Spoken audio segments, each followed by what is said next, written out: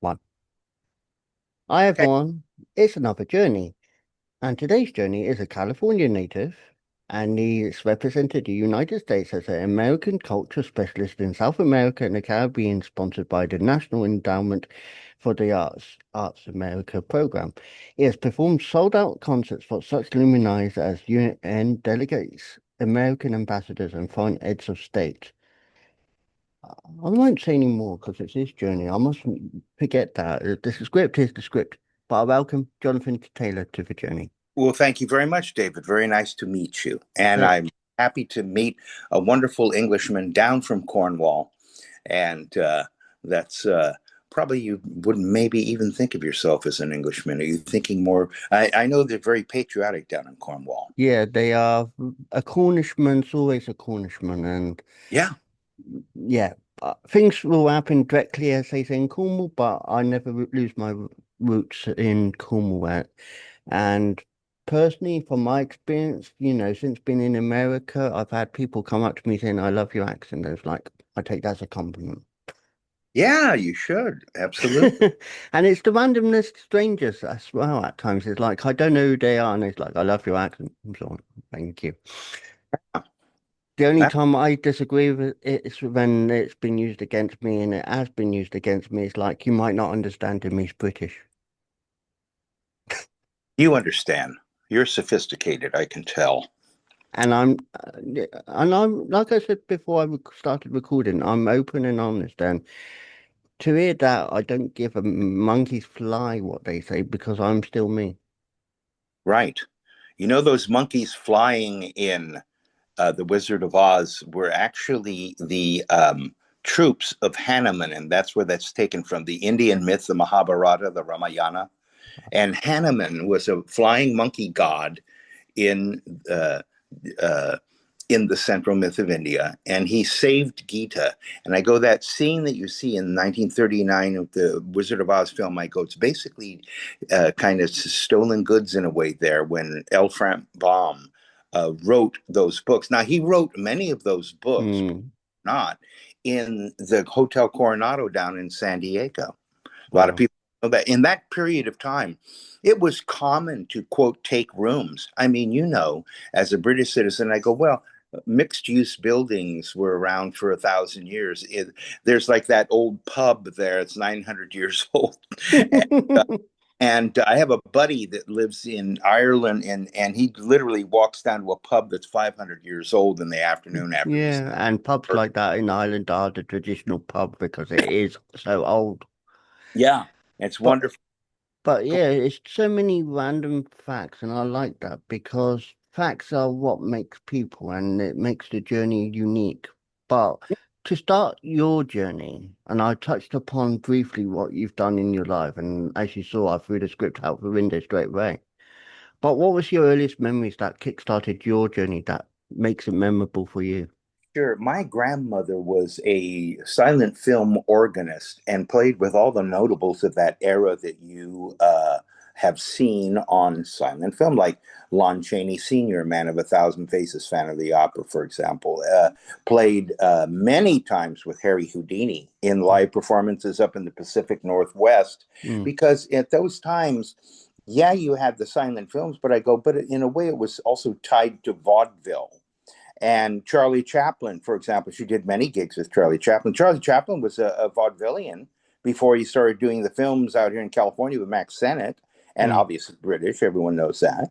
yeah. And I go, well, what happened? I go, well, my grandmother would be playing in the background when I'm an infant, a little toddler, and she'd be playing.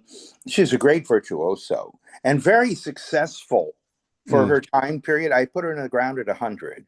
And she was extremely. I go, oh, my grandmother was very successful. She, I remember her, my mother telling me that one time during Prohibition, she made bathtub gin, and my mother, as a little girl, was sitting, on the bathtub.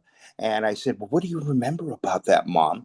And she said, oh, I remember it smelled so sour. And I go, isn't that a typical kid? Yeah. Now, isn't that's what a child that would be? Well, that's a very normal thing for them to think. Oh my God, this is sour. Let me out of here. And so, I mean, she was so successful in performing with people of the note and opening theaters for Fox, who actually owned the Orpheum Circuit, which was a vaudeville circuit at the time, and was starting to really develop Fox Studios. Right, that's Mm. later. That's as time goes on. And in those days, it was RKO and Lowe's. They were bigger companies. Um, so Yeah. so to answer your question, is that I'm sure that influenced me. I was picking out melodies when I was 5 or 6, and I saw Segovia performance when I was 16. I made very heavy oaths to myself at a very young age about becoming one of the top 10. And I didn't want to lead the life that a lot of people do. And that's, they get a job, get married, all these things, and I go, yeah, but is that your true will? Is that what you really want? I go, oh, money, and I've got to do this. And I go, I've had millions, and I've had scrounging 79 cents for a taco. I mean, that's life.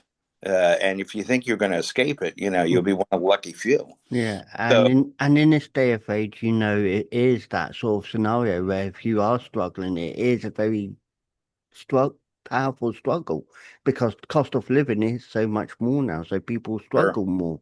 Yeah, absolutely true. The value of that. When I was in college, I had a $20 bill. Hell, I thought I was rich. Because the purchasing power was before the inflation of the 70s.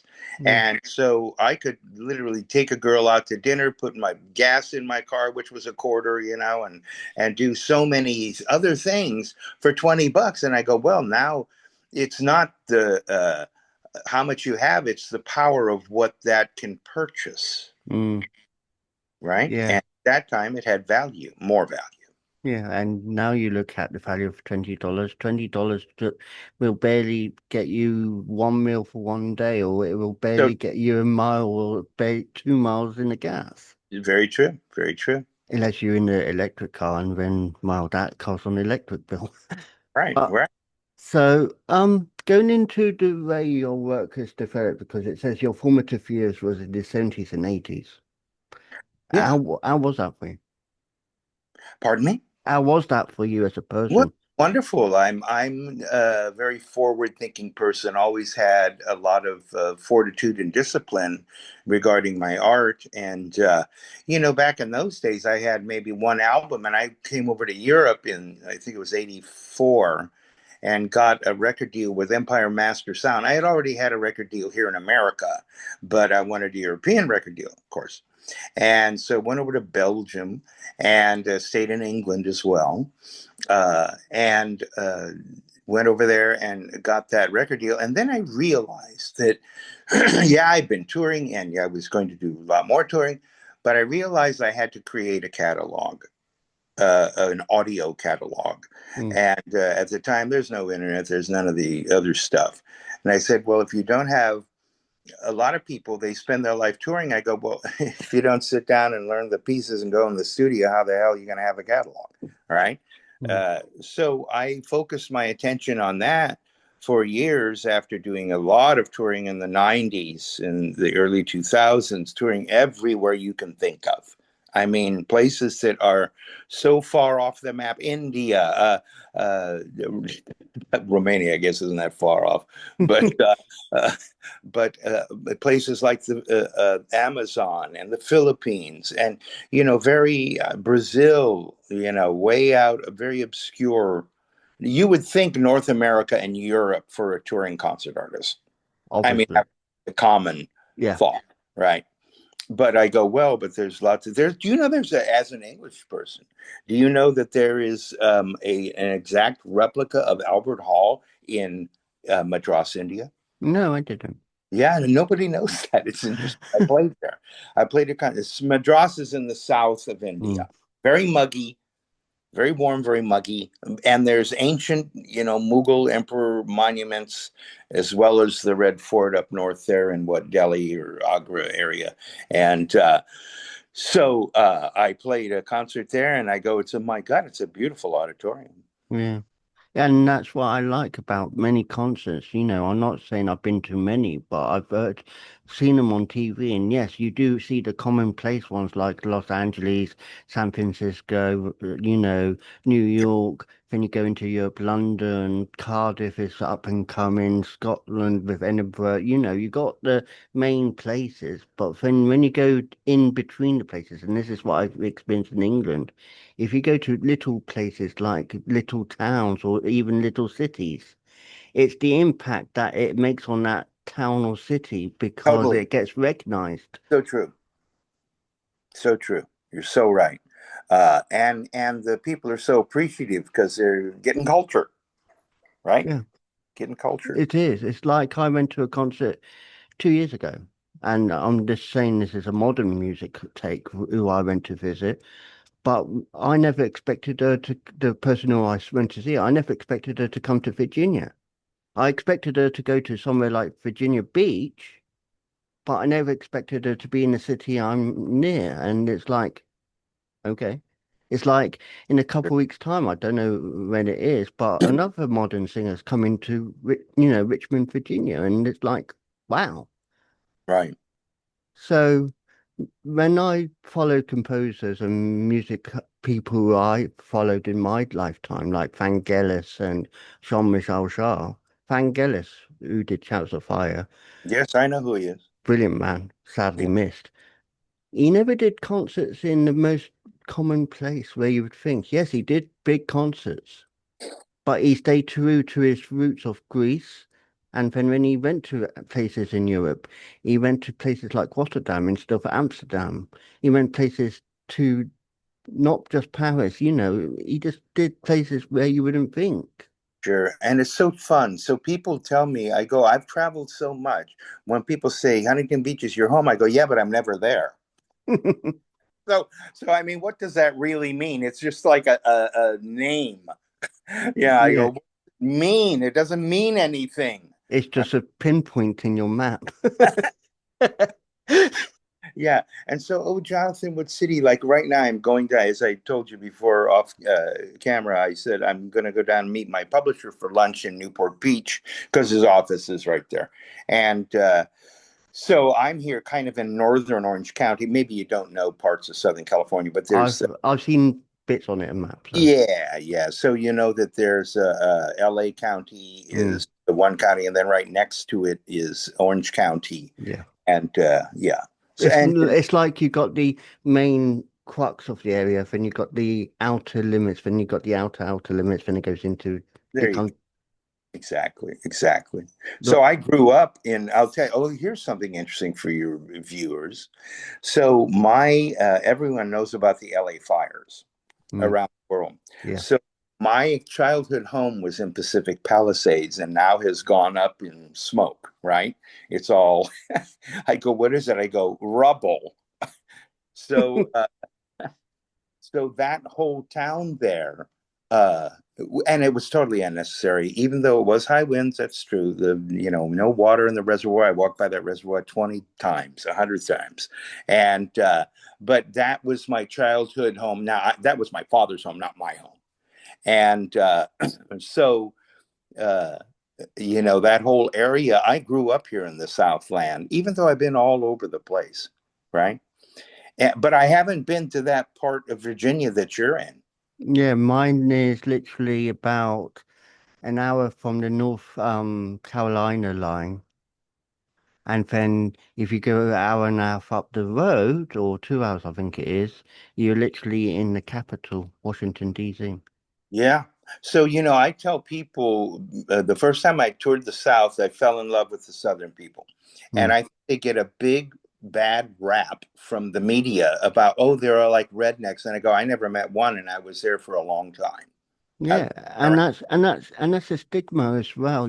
People do get stigmatized in such a way that you shouldn't be stigmatized because you sound Southerner, you sound like a redneck. I'm not saying people get called it because it's sometimes a nickname, but the point is everyone is the same but unique in their own way. Well, the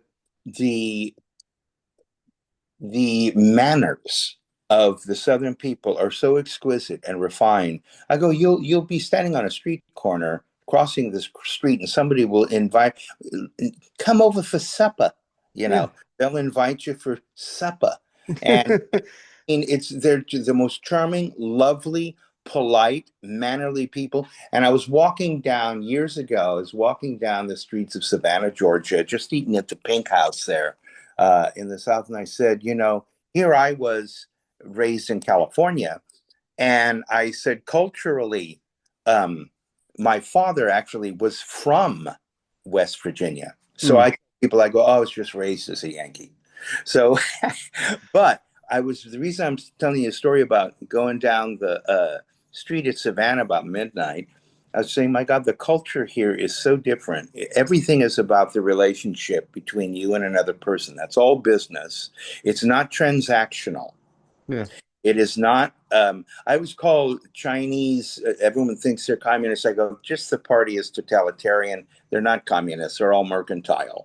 And I go, but it's faceless capitalism. The transaction is everything. The person is nothing. And I think it's very different in the South, where you have long-standing, trusting relationships, and you create businesses. Yeah, and you talk about West Virginia. West Virginia is completely different from Virginia, even though it's still got the same term. But Mhm. going back to traditions as well, I come from, as I said, Cornwall. Cornwall is a very close-knit area. You go somewhere in the town, everyone knows who you are. You walk down the street. Back in the day when I was growing up, you used to see people's doors open and they were welcoming you, and you could just knock on doors, call in to say, "It's only me," and that was fine. Yeah. Now obviously things have changed and habits and behaviors have changed, so people keep their door shut. But the fact was, it was a sense of community, and wherever you went, the community was there for you. Yeah. Yeah, very different kind of rural life than city life or industrial life. They're saying that rural people become more religious because they're in touch with nature, but when you're in a city, it's just metal and concrete. Yeah, and that was the case for my upbringing. I grew up 2 miles out. Well, I grew up in a town known as Camborne, which is literally about 17 miles from Penzance, which is near Land's End. And either side was coast, but where I was Camborne, and it was popular, but it wasn't big because the business that was in Camborne was getting taken away. So tin mining was a big thing when I was growing up. Well, it was a big thing in like what 1066. I mean, way back. Yeah. It's been. I go. Cornwall is an important port. I go. Well, you got to have the tin, and Mm, where the hell are you going to get it? And back in exactly. those days, you didn't have the discovery methods that we have. True. Yeah. And then the last tin mine closed as I was leaving school Right. because the industry wasn't there. They're trying to open it up again now. I don't know if they're going to open it up for tin or if it's just going to be opened up for people to look at. But Yeah. the fact is, industries changed and the population of Camborne and Redruth, that area, it just dwindled. And then over the last 10, 15 years, it started booming again because people invested in it and made it a, conurbation. So it was between Camborne, Pool and Redruth, and they mixed the three areas together to make a bigger area. It's still known as Camborne, Pool and Redruth, but it was set in such a way that businesses were invited to come in to make it big again. And great. And I have heard that the tin mine is going to. I'll tell you something. It always many times. It's oft times. It's because the technology is changing. I'll give you an example. Yes. Everyone's worried about the rare earth minerals now, even though we inked a deal with Ukraine and all these other things. And I go, don't even worry about it. Why? And I go, because in about 6 months, Elon's going to announce his new battery. The lithium battery was the big whoop-de-doo. It's hard to mine lithium. You have questionable child labor practices in the Congo, all sorts of things. I go, there's a new battery. It has 3 times the charge. It's aluminum ion. Aluminum is plentiful and found everywhere. Mm. And why is that important? I go, because it will change the power structure. You're not going to get the money. You're going to have to phase out the lithium ion, and that's going to take time. To get the car into society, I go, it was 30 years. People were still 30 years riding horse and buggy until they got the car. I go, it's going to take time. Well, it's not overnight. Yeah. But that technology, I go, what happened? I go, if you can have 3 times the charge and you have an element that is way more plentiful, I go, oh my God, Eureka, you hit the jackpot. True. Yeah. And that is how it's going. The future is looking prosperous. Yeah. I think And very, it's on the increase that people are getting more aware of these things. And I like, I in a neutral point of view for politics, but the fact is, if you take away the people that are running certain countries, I'm not going to say names because I'm not in a political mindset, but if we get into the nitty-gritty beyond the politics, there is a better hope for everyone. there you go. If you get into what is in everybody's interest, right? What's in Mm, your interest? What's in his interest, right? exactly. So go into the future and you can promote Sure. anything you want to And for you know what? yourself. Pardon me for interrupting you. Excuse me. Can I get in my car now? I'm going to start driving. Am I Yes. on Google as well? Hold on, you on soon. Okay, so I'm going to get in my car and start driving toward Newport now, or otherwise I'll never make it. So this shows how live we are. We are going to keep it as it is. When it's uploaded, it will be Good. kept raw, it'll be kept Yeah. natural, because that's what the journey's about. And we're going on a journey now with Jonathan. Yeah. Right. So, what were you going to ask? So going into the future, and this is a good way of trying to wrap it up whilst you're driving as well, because you got to be safe at all times. The future for you, how do you see things for you? And have you got anything that you want to share with us? Well, if you just type Jonathan Taylor guitar into Google, you'll get. I have 32 albums. I'm on every streaming service on the planet, and I've got a YouTube channel, the JT Classical Guitar Mastery. Just type Jonathan Taylor guitar. Make sure you put guitar. Otherwise, if you don't, you get a black football player. And although I look like a black football player, I am not a black football player. Uh, so, so he said sarcastically. And That's a good sarcasm. yeah, Mm. so so what do I think? I think if you're interested in the type of music, and I want to discuss, that I am not just do the classical guitar masterpieces. I also adapted many different genres to.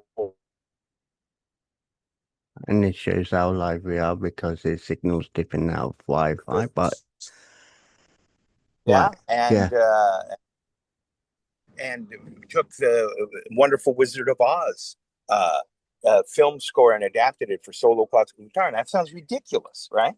But it works, and it is a legitimate work, meaning that it's one thing that impressed me about Segovia when I was younger is he didn't need to have four-piece band. He did everything all by himself, and playing two parts, three parts, four parts at once. And why is that important? I go, because it's complete. It is not reliant upon gizmos or other people. And to adapt that I have a background in composition and orchestral, and so I know all the instruments of the orchestra, etc. So one of my missions, and you're talking looking forward, was heretofore never before adapted music to the classical guitar. I was actually predicted about that I would do that and have done it 30 years ago. Mm. And so what am I doing now? I go, well, right now I'm finishing up two arrangements, one on Take Five by Dave Brubeck. I forget the composer's name. And other pieces that are, I kind of don't like to announce them ahead of time, and putting together another catalog that is a second catalog of mine that I've already got 150 tracks. So that's a lot of tracks. So when the publicity people say he recorded more material than the Beatles, it's actually true. I mean, and I really did start in the bio. It says I started picking tunes out when I was 10. I was actually 4, but nobody believes that. I had a little ukulele that I would try to hum around the house. And, you know, my grandmother was constantly in the background there playing pieces, right? And so you got to know that that's going to burnish the music into a kid's mind, right? Yeah. So I'll make sure the links to your channel and any links I can find will be put in the description. But sure. I will just like to say, because I know you've got to prepare yourself for going to this meeting, and the signal, as you know, when you're driving could be bad. But Jonathan, I'd like to say thank you for sharing your journey with us today. Well, thank you, and I look forward to doing it again. We'll talk about 1,000 other things. Yes, and you can get in touch with me again where we found each other, and you can say, can we talk again? Fantastic. All right, David, have a wonderful afternoon. I will. Thank you, Jonathan. Take care. Bye. Hi, my name is Amy Harrison. I just published another book, and this is the first hard copy I've released. Let's claw right into a sneak peek. Hi, I'm my Galaxy Brat. Error. It is becoming clearer. Y'all probably think I'm annoying. Turns out they're all just plain boring. I'm just being me, the realest version. Sweet on the inside, tell like it is on the outside. Yes, I embrace love, never hate. But honesty flies in my mouth like a dove. Be careful before it's too late.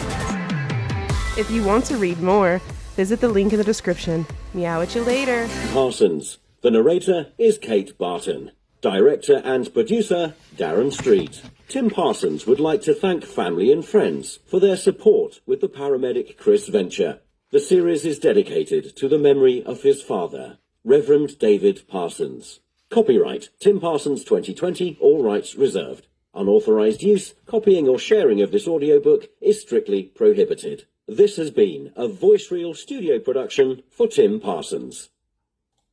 Oh, good afternoon, everyone. I've just been listening to the Paramedic Chris children's books on audio again, and I just love it because they've given a tribute in one of them to my dad as well, who passed away a few years ago.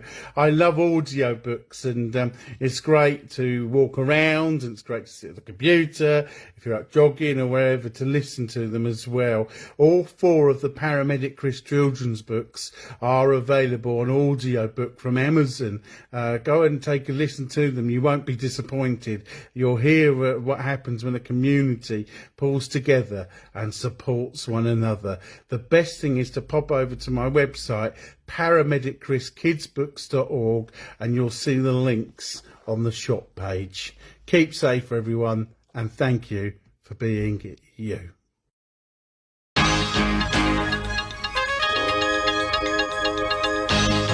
The Journey podcast explores stories of personal growth, challenges, and life-changing moments. Each episode dives into unique experiences, offering insights and inspiration for listeners navigating their own paths. I believe everyone has a story worth sharing. If you'd like to share your journey with David and others, email your story to wisewords1983@reborn.com, and it may be featured in a future episode.